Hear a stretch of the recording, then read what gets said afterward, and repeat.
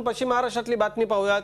कोण है ये मुन्ना, कहां से आया है मुन्ना, अशी टीका शरद पवार यांनी 2004 मध्ये धनंजय महाडिकांवर केली होती। मात्र तोच मुन्ना आता पवारांना हवाहवासा वाटतोय। कोल्हापुरातून इलेक्टिव्ह मेरिटचा विचार करूनच धनंजय महाडिकांना कोल्हापूर लोकसभेची उमेदवारी राष्ट्रवादीने देऊ केली आहे।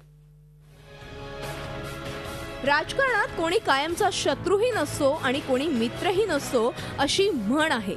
शरद पवार ह्या म्हणीचा अर्थ चांगलाच जाणतात।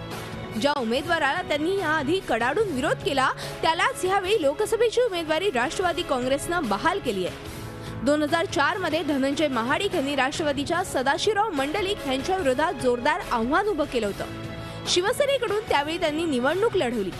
त्यावेळी महाडिक यांचं पारडं जड वाटत असतानाच पवारांनी कोल्हापुरात सभा घेऊन कोण है ये मुन्ना, कहां से आया है ये मुन्ना अशी टीका केली होती।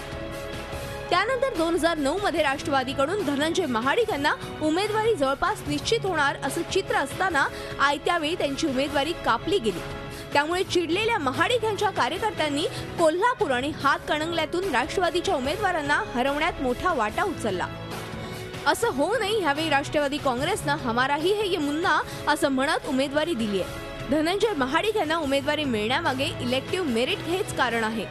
त्याचबरोबर पक्ष कोणताही असो आपण निवडणूक लढवणारच अशी भूमिका महाडिक यांनी जाहीर केली होती। त्यामुळे त्यांना उमेदवारी देण्यावाचून राष्ट्रवादी समोर पर्याय नव्हता असं आता बोललं जात आहे। प्रताप नाईकसह bureau report, Zee media, Kolhapur. Zee 24 Taas रहा एक पाऊल पुढे।